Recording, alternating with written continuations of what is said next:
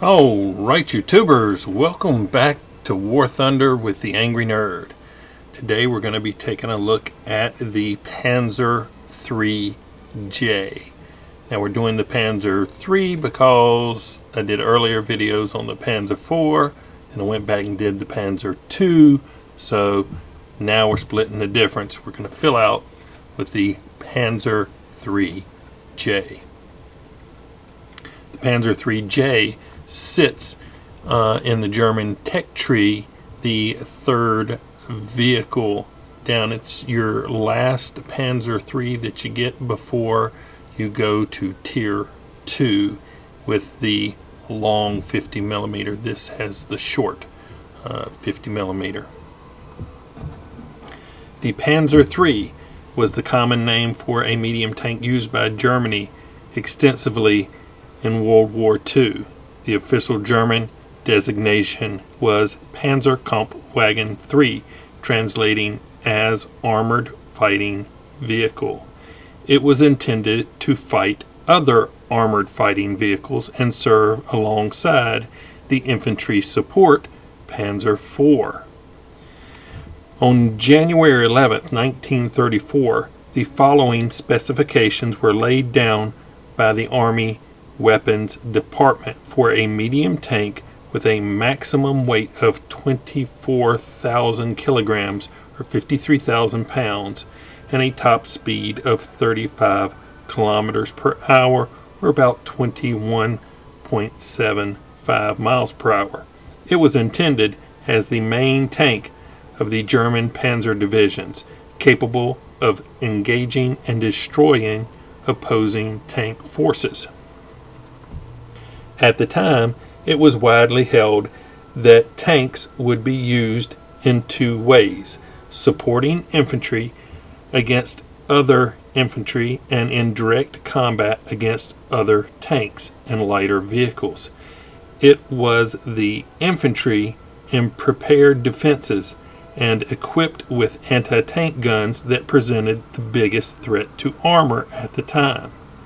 Tanks designed to operate with friendly infantry against the enemy generally carried more armor and were heavier. A separate class, known as cruisers or mediums, were intended to exploit gaps in the enemy lines where opposition had been removed, moving through and attacking the enemy's unprotected rear areas. These designs were lighter and faster. The Panzer III was built to this lighter standard. It was intended to be paired with the Panzer IV, which would handle the infantry tank role. Daimler-Benz, Krupp, MAN, and Rheinmetall all produced prototypes. Testing of these took place in 1936 and 1937, leading to the Daimler-Benz design being chosen for production. The first model of the Panzer III, the Ausf A, came off the assembly line in May 1937. A distinct feature of the Panzer III, influenced by the British Vickers tank of 1924, was a three-man turret. This meant that the commander was not distracted with another role in the tank, such as the gunner or the loader, and could fully concentrate on maintaining his awareness of the situation and directing the tank. Most tanks of the time did not have this capability, providing the Panzer III with a combat advantage versus such tanks. The practical importance of this feature was so significant that not only did all future German tank designs inherit it, but also later into the war, most Allied tank designs quickly switched over to the three-man turret, where they were abandoned as obsolete. The Panzer III Ausf A through the Ausf C had 15 millimeters of rolled homogeneous armor on all sides, with 10 millimeters on the top and 5 millimeters on the bottom. This was quickly determined to be insufficient and was upgraded to 30 millimeters on the front, sides, and rear in the Ausf D, E, F, and G models, with the H model having a second 30 millimeter layer of face-hardened steel applied to the front and rear hull. The Ausf J had a solid 50 millimeter plate on the front and rear, while the Ausf J1, L, and the M models had an additional layer of offset 20 millimeter homogeneous steel plate on the front hull and turret, with the M model having additional 5 millimeters of spaced armor on the hull sides and 8 millimeters on the turret sides and rear. This additional frontal armor gave the Panzer III frontal protection from most British and Soviet anti-tank guns at all but close ranges. The sides were still vulnerable to many enemy weapons, including anti-tank rifles at close ranges. The Panzer III was intended to fight other tanks. In the initial design stage, a 50 millimeter gun was specified. However, the infantry at the time were being equipped with 37 millimeter Pak 36s, and it was thought that in the interest of standardization the tank should carry the same armament. As a compromise, the turret ring was made large enough to accommodate a 50 millimeter gun should a future upgrade be required. This single decision would later assure that the Panzer III had a prolonged life in the German army. The Ausf A to the early Ausf F were equipped with the Kw-36L45 37 millimeter cannon, which proved adequate during the campaigns of 1939 and 1940. But the later Ausf F to Ausf J were upgraded with the Kw-38L42 50 millimeter cannon, and the Ausf J1 to the M with the longer Kw-39L60 50 millimeter gun in response to increasingly better armed and armored opponents. In the Polish and French campaigns, the Panzer III formed a small part of the German armored forces. Only a few hundred Ausf A through Ausf F were available in these campaigns, most armed with the 37 millimeter gun. They were the best medium tank available to the Germans and outclassed both in firepower and armor most of their opponents, such as the Polish 7TP, the French R35 and H35 light tanks, and the Soviet T-26 light tank and BT cavalry tanks. Around the time of Operation Barbarossa, the Panzer III was numerically the most important German tank.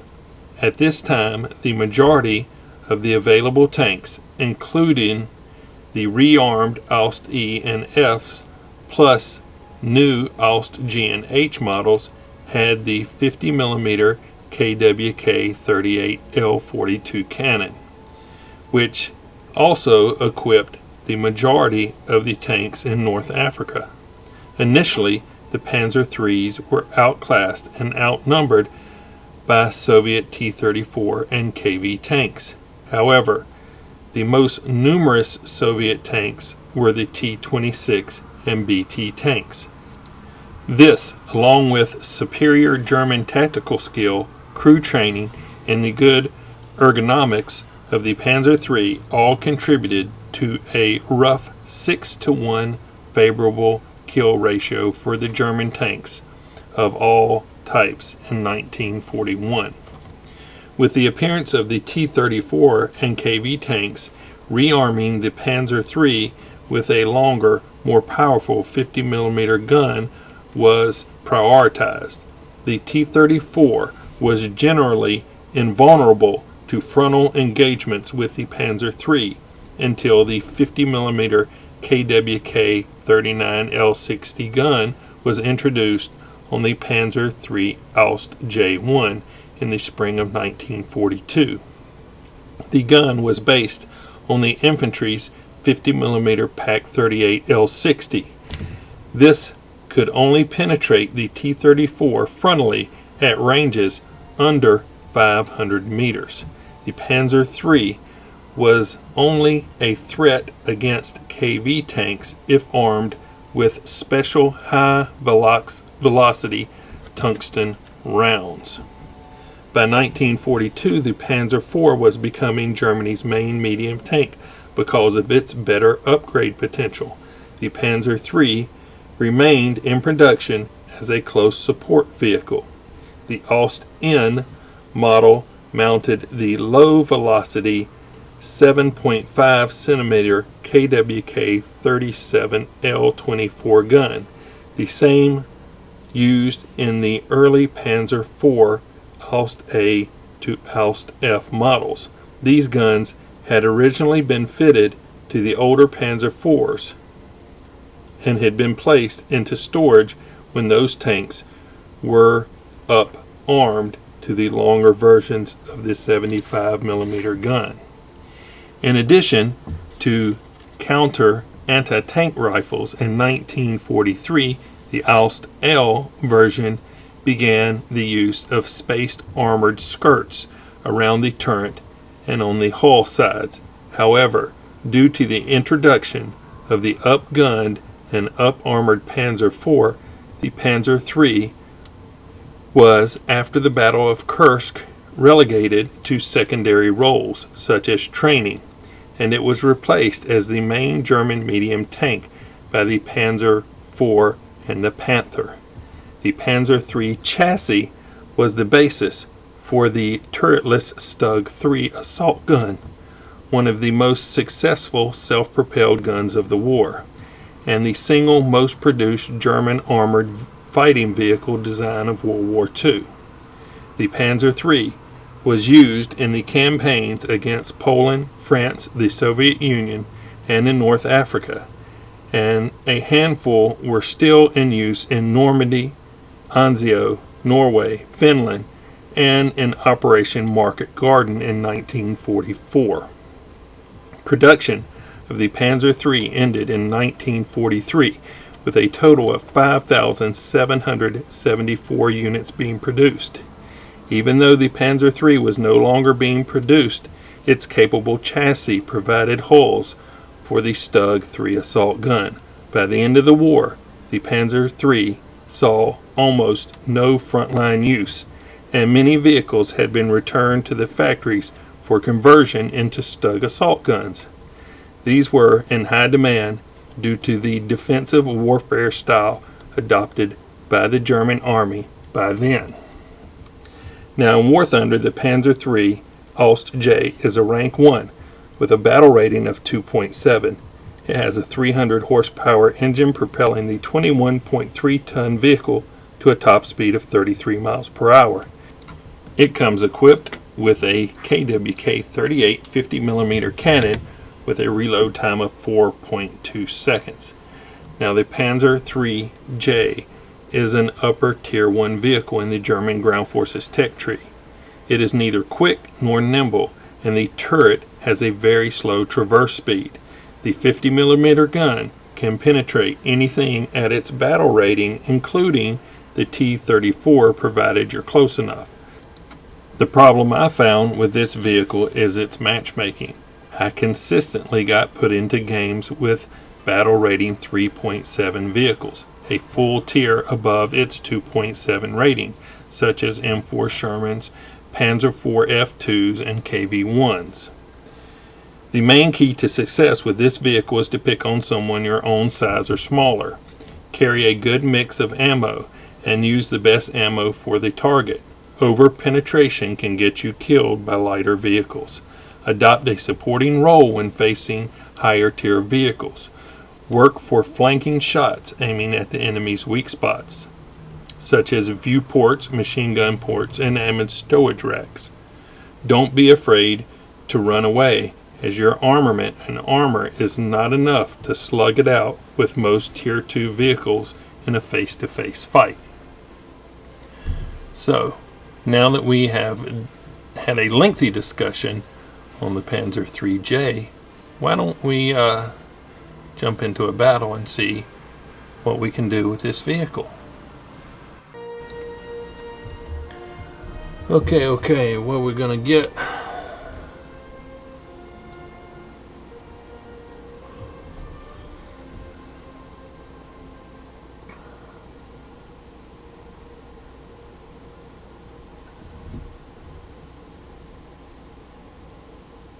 Oh, excellent.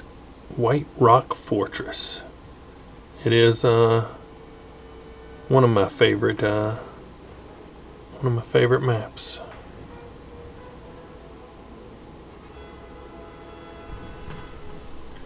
Okay, got my ammo split out pretty evenly. Let's do this. It's got a reward of 60% and a research bonus of plus 6%. Goodness. Alright, let's head to the backside.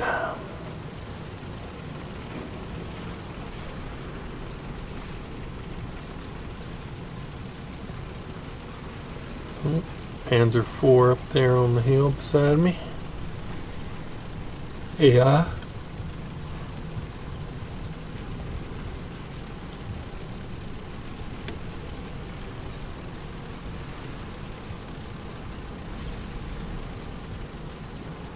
Let's go have a little peek through here, see what I can see.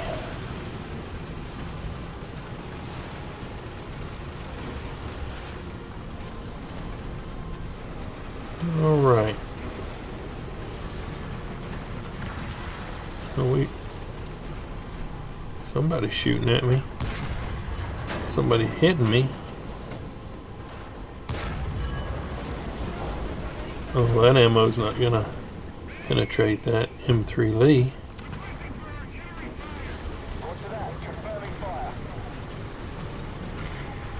Too many of them sitting right there. If I poke my face out there again, they're gonna punch me. You see that T-50 get some air,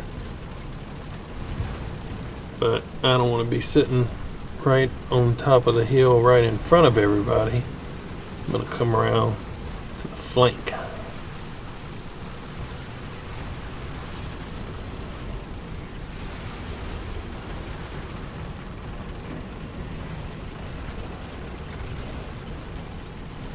Oh, wait, somebody right there on the side of the hill. Hit him. Hit him again.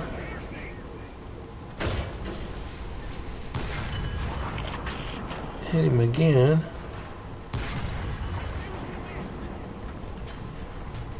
Come on. I had good spread on it. I got him. Oh shit.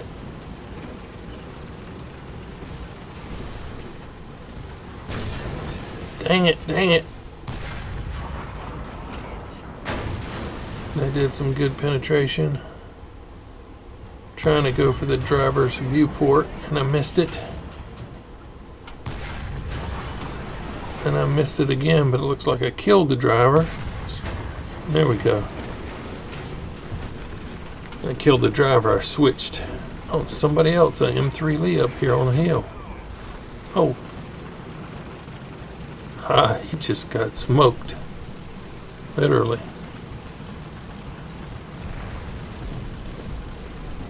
Okay. Looks like we got this back section clear.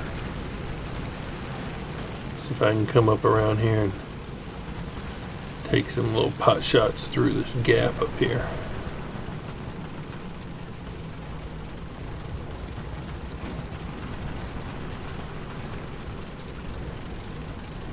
Oh, here's somebody else. Well, he's a quick little joker. Hit him.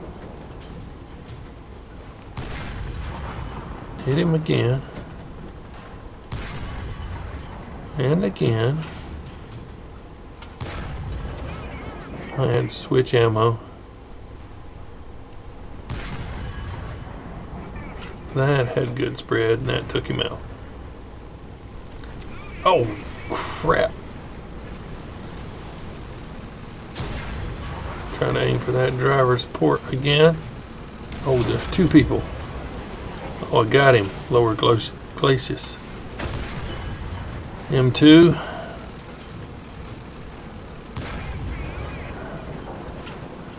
I need to switch ammo for the M2, but I'm scared somebody else coming around the corner. And just keep hitting him with this. Wish I could hide behind this Hulk, but or hull, old hull.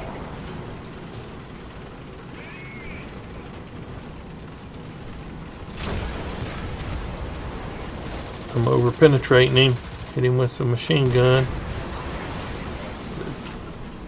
Another tank going by. Oh, I need to switch ammo, but I'm scared bigger tank is going to come through this gap and I'll need my armor piercing rounds.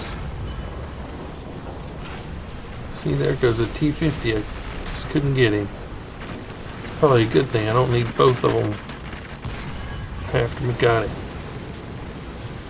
Probably a good thing I didn't hit that T-50 or he'd have stopped and I'd been fighting two people again.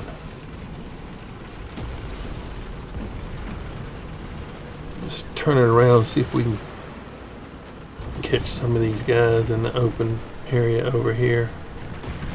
That T-50.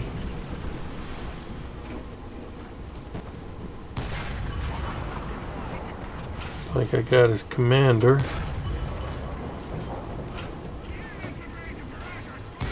Oh, missed him. And they're partying me. Let's move. Move, move, move. Go. Going downhill. Go. Plane. Alright, let's wait for this.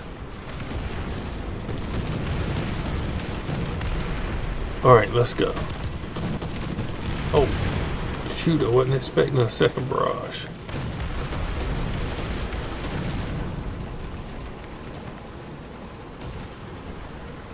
There's somebody right over here. T-28. Dang it. Oh, somebody down here. They're moving. Missed them. That T-50 is just...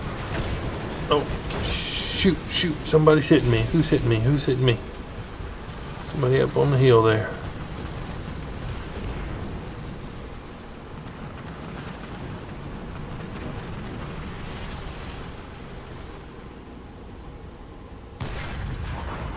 There we go. And I missed the gun motor carriage.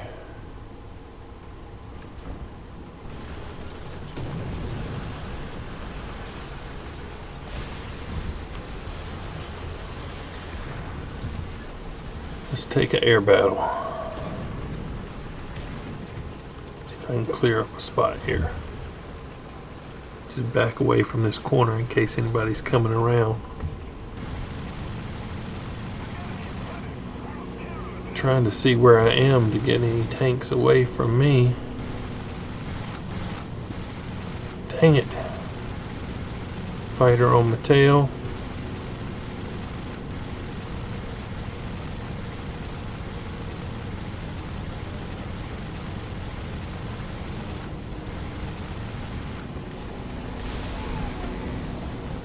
Got one.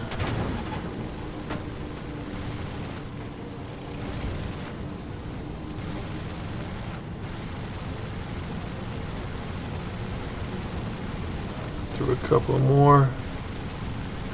1 point hit.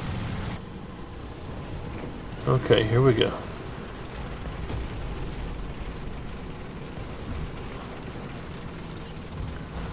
Let's peek over the hill again. Somebody right down in front of me.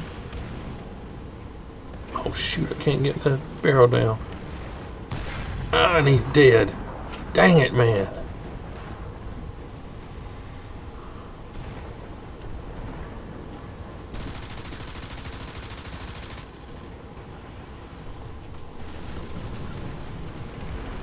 Well, there's a couple of vehicles behind me.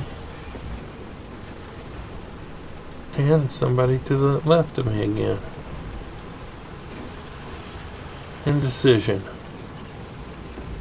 Let's come down here and see if we can get a better shot on these vehicles.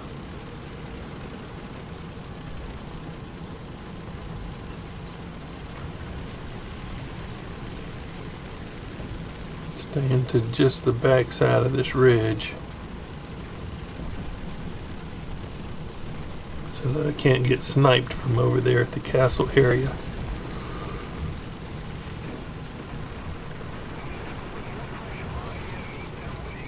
Just taking a little peek.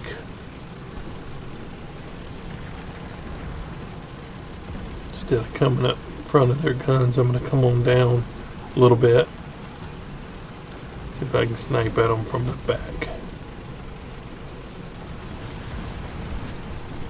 Oh, nice.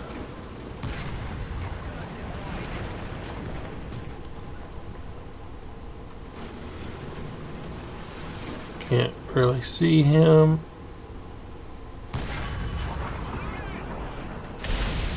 I think I missed him. Got him though. He's running away.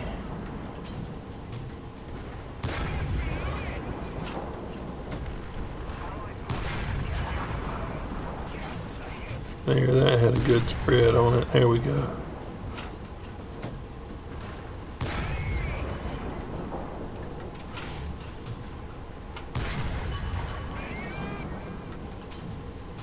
Might need to switch ammo for this guy. Oh, that did okay. There we go.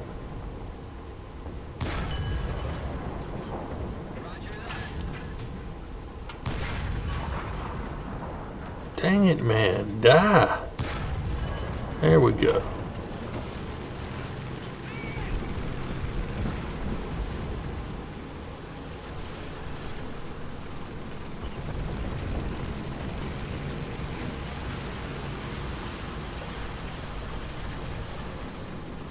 That looked like a mushroom cloud over there for a minute.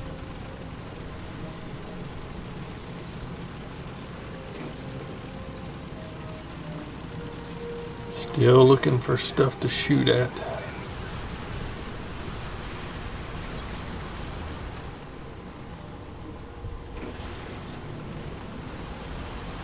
Now I see something popping up over here.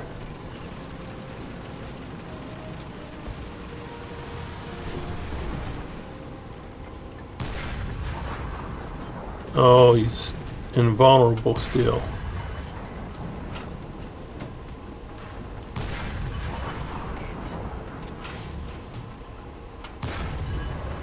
There you go.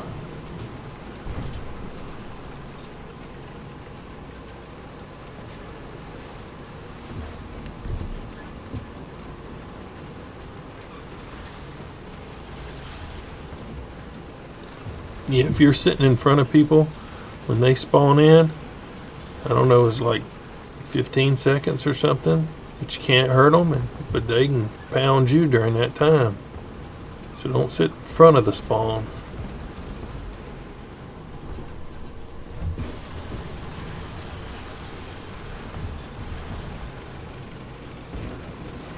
Somebody else came in. Let me ride up here and look.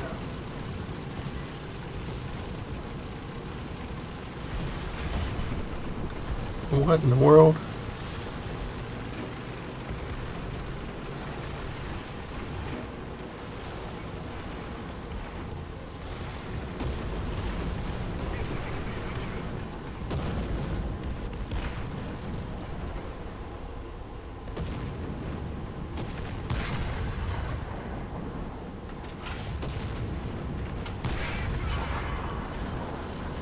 still assist.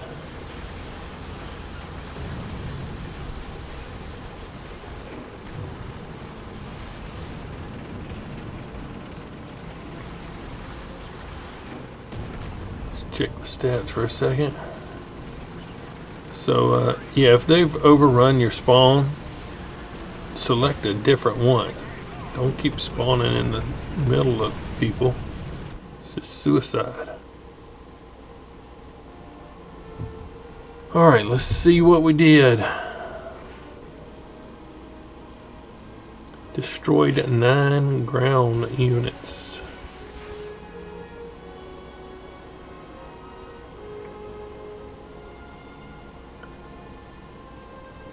Okay, got the Adamant, Avenger, One Shot, Professional, Shadow Strike Streak, Ground Wind Streak, Anti-Mech, and Battle Trophies. 9 vehicles, 3 assist.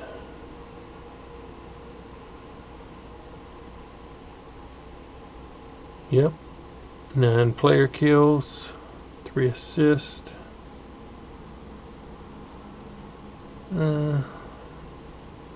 I should save this and get some footage off of it if I can.